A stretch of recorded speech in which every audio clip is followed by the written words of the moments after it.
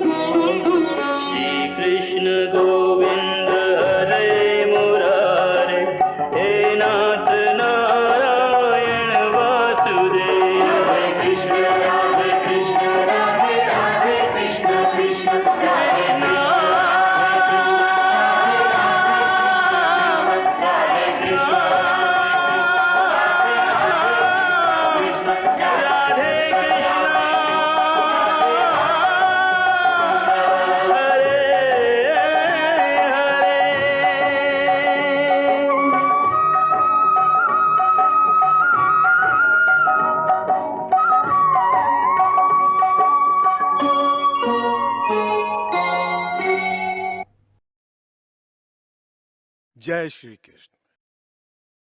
भगवान यह धरती पर अलग अलग अवतार अलग अलग समय में काहे लेवेलन, यह प्रश्न के उत्तर देत समय श्री कृष्ण स्वयं गीता में कहले हई, परित्राणाय साधूनां विनाशाय च दुष्कृतां धर्म संस्थापनार्थाय संभवामि युगे युगे। श्री कृष्ण अवतार में पापी लोग के विनाश के काम तो वहां जन्म लेते ही आरंभ कर देली। सबसे पहले वो पूतना के उद्धार कैली।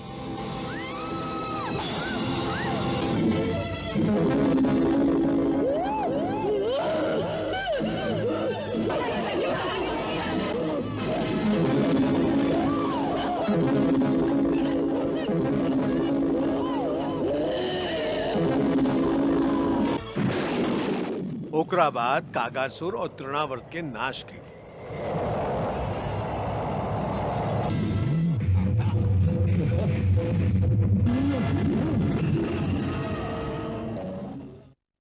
आपन छोटा सा पैर के अंगूठा के एक ही ठोकर से शकुटासुर जैसन दैत्य के यमलोक भेज देली।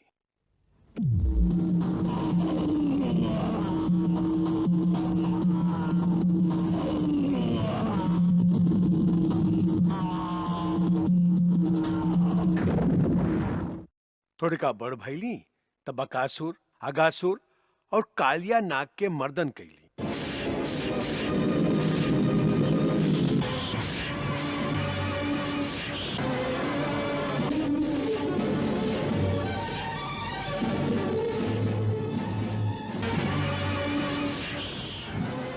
फिर कालिया नाग के फन पर एगो दिव्य नृत्य कैली।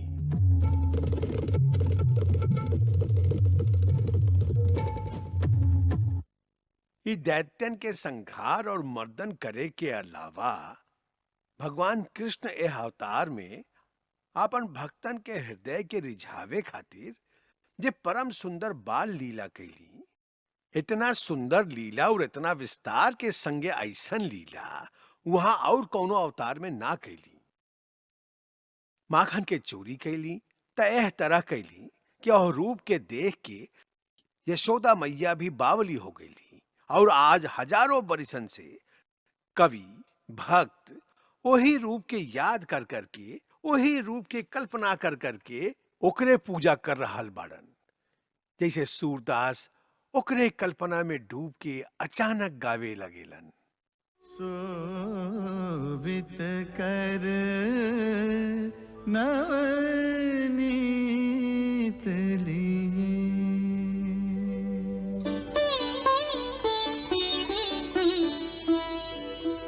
घुटुरु न चलत रेणु तन मंडित,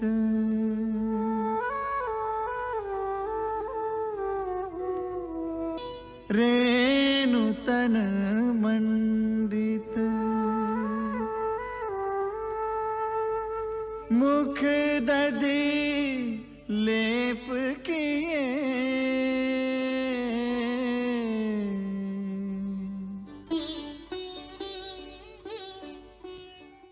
हम माखन ना खैली।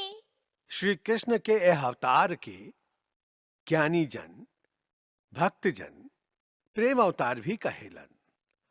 अब प्रेम के अवतार एह नाम के सिद्ध करे खातिर वहां श्री राधा जी के संगे अद्भुत प्रेम लीला कैली। आजा रे कन्हैया तो है राधा बना दूं, ओ मुरली वाले जग से निराले। प्रेम के बिना संसार में खाली घृणा ही घृणा रह जाई और वह घृणा के अंत हुई एगो महाविनाश। ऐसन महाविनाश जैसन महाभारत में भइल रहे।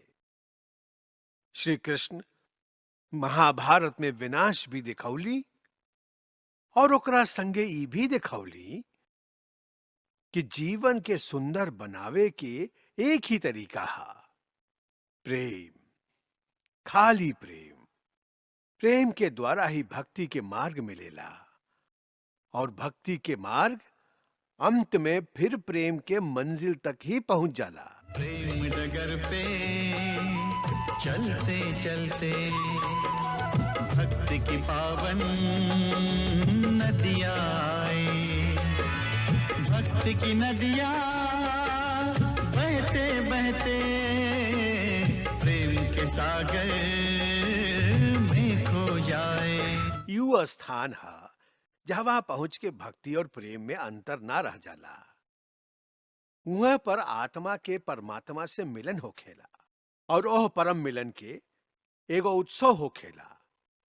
वही उत्सव के नाम है महारास। परमात्मा के मिलन का मधुमास है, त्रिभुवन का स्वामी भक्तों का दास है। विष्णु कमल है, राधे सुवास है, इसके अवलोकन की युग युग को प्यास है। महाराज जे भगवान कृष्ण, राधा और सगरे गोपियन के संगे रचौली। ऊ महाराज जहां हर आत्मा के ऐसन लागेला कि परमात्मा खाली ओकरे है। यह है श्री कृष्ण जे हर गोपी के, हर भक्त के खाली आपन ही दिखाई देलन। आपन प्रेमी, आपन परमात्मा सबके अलग अलग दिखाई देलन, बाकी फिर भी वो एक ही बाड़न। एको अहम द्वितीयो नास्ति, यह गूढ़ रहस्य है महाराज के। अब यहाँ से श्री कृष्ण के कथा के एगो नया मोड़ आवेला। एकर मुख्य उद्देश्य हुई धर्म संस्थापन। अर्जुन, सर्वधर्माणु परित्यज्य माम एकं शरणं व्रज, अहं त्वा सर्व पापेभ्यो मोक्षयिष्यामि मा शुचः। सब धर्मों के भेद भुला के एक मेरा शरणागत हो जा। मैं हर पाप से मुक्ति दूंगा, शोक न कर मेरी भक्ति में खो जा। शोक न कर मेरी भक्ति में खो जा। धर्म अधर्म के भेदों से न्यारे, अमर है गीता की बोल सारे। हे नाथ नारायण वासुदेव, श्री कृष्ण गोविंद हरे मुरारे। हे नाथ नारायण वासुदेव। हरे कृष्ण कृष्ण कृष्ण कृष्ण हरे कृष्ण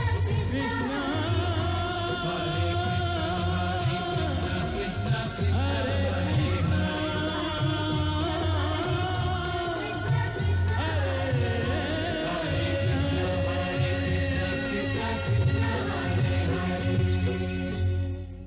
यह गीता के ऊ ज्ञान हा, यह ऊ गूढ़ रहस्य हा, जेकरा कारण आज सगरे संसार भारत की ओरी देख रहल हा कि हमें से ओह परम दिव्य ब्रह्म ज्ञान के, भक्ति ज्ञान के, कर्म ज्ञान के दीपक जरावल गईल रहे। गीता के ज्ञान वहां महाभारत के युद्ध में दिहले रही। अब गीता तक पहुंचे खातिर हम लोग के महाभारत के युद्ध तक पहुंचे के हुई, और महाभारत के युद्ध तक पहुंचे के खातिर हम लोग के पांडव और कौरव के कथा के उ भाग भी दिखावे के पड़ी, जेमे श्री कृष्ण कौनो न कौनो रूप में स्वयं सम्मिलित भइली। अभी हमा से वहां के जीवन कथा राजनीति के मार्ग पर अग्रसर हुई। वहां के देश के राजनीतिक नेतृत्व करे के हा। वहां की सहायता से पांडव दिग्विजय करी हैं। वह दिग्विजय के बाद वो पांडवन से एगो राजसू यज्ञ करई हैं।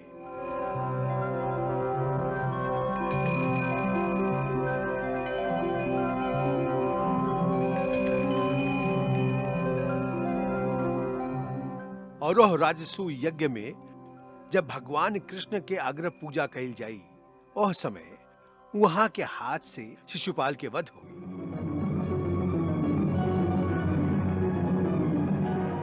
बाकी एकरा से भी पहले हम लोग के उस सुंदर कथा दिखावे के हा कि कैसे और काहे वहां मथुरा नगरी के छोड़ के द्वारिकापुरी नाम के एगो नया नगरी बसौली, और रातों रात अपन योग माया के द्वारा सूतल मथुरा वासियन के द्वारिकापुरी पहुंचा दिहलन।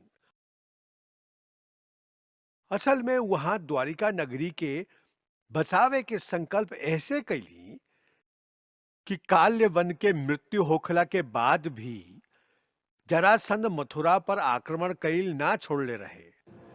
कई बरिस तक बार बार मथुरा पर चढ़ाई करत रहल। एह बीच श्री कृष्ण और बलराम भी बड़ हो गईल रहन। हर बार जरासंध नया सेना लेके आवत रहे और हर बार वो कृष्ण बलराम के हाथ से परास्त होके वापस जात रहे।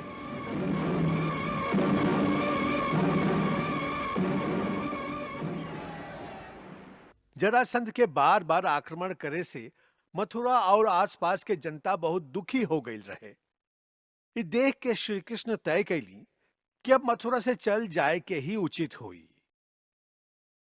ओकरा बाद श्री कृष्ण देवलोक के महाशिल्पी विश्वकर्मा के आवाहन कैली।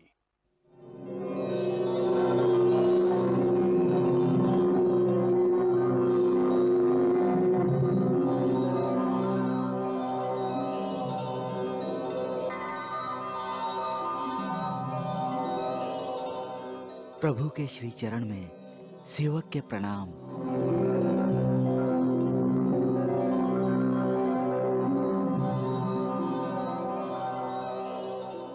हे विश्वकर्मा, अब हम मथुरा छोड़ के कहीं और जाल चाहत हैं। वहां आप हमरा खातिर एगो ऐसन नगरी के निर्माण करें जहां सब सुख और शांति से रह सके। हे प्रभु, ऐसन सुंदर जगह हमार नजर में है। कहवा? पश्चिम में प्रभास क्षेत्र के पास समुद्र तट के निकट एगो छोट सा द्वीप है प्रभु। वहाँ उत्तम पुरी के निर्माण हो सकेला। बहुत अच्छा बात है। आप जाएं और जाके समुद्र देवता से कहें कि वहां पर हम द्वारका नाम के अपन राजधानी के निर्माण कल चाहत हैं। जैसन प्रभु की आज्ञा।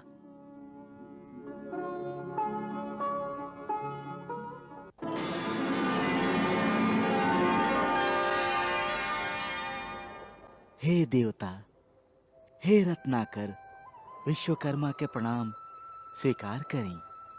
देवशिल्पी, आपके स्वागत है। हे देवता, हम भगवान श्री कृष्ण के आज्ञा से आपसे प्रार्थना करे आयल हैं कि प्रभु हमके एह कुशा स्थली पर वहाँ खातिर नया नगर निर्माण के आज्ञा दिले हैं। ऐसे हम आपसे ही प्रार्थना करे आयल हैं कि अपन जल के पीछे हटा के हमके कुछ भूमि प्रदान करें। और वहाँ के कहले हैं कि जब यह धरती पर अपन लीला समाप्त करके वो गोलोक पधरी हैं, तभी भूमि आपके लौटा दिया जाए। जय आज्ञा। प्रभु की इच्छा जान कर जल को लिया समेत, किया सिंधु ने नाथ को द्वीप द्वारिका भेंट, जल को लिया समेत।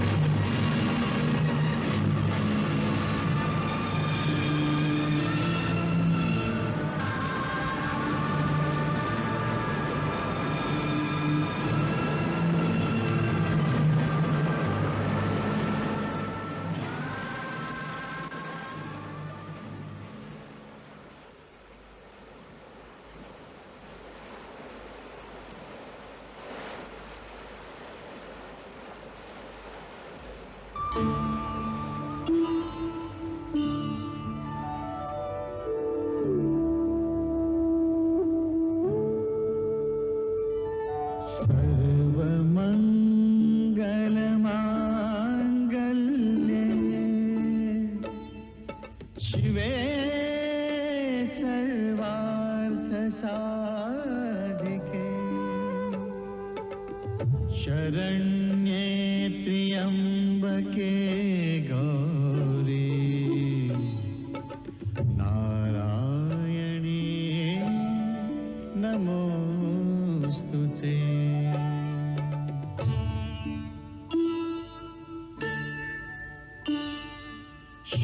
शरणागत दीनार्त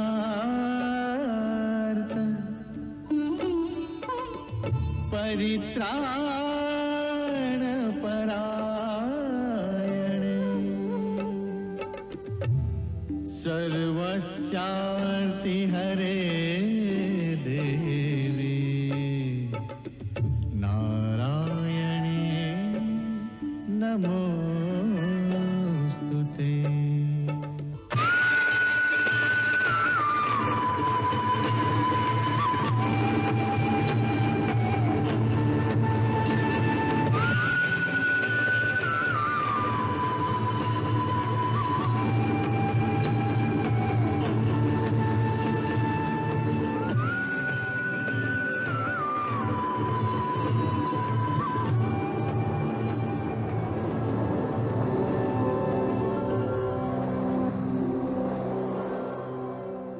हम तोहार भक्ति से प्रसन्न हैं।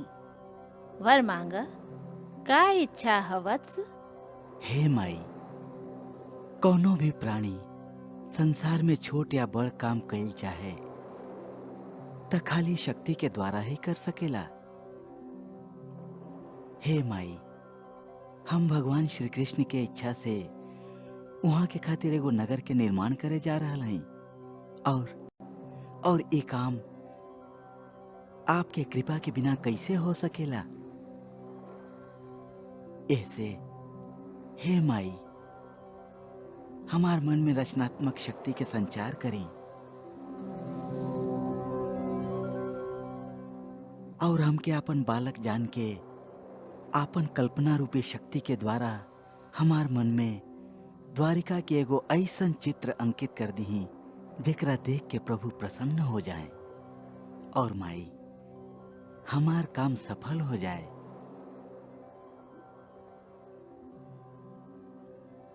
हे माई, कल्पना शक्ति दी ही माई। तथास्तु।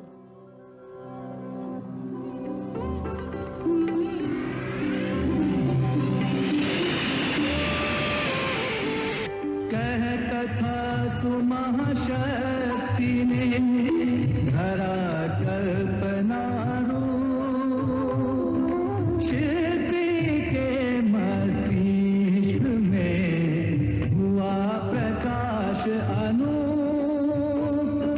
हुआ प्रकाश अनूप।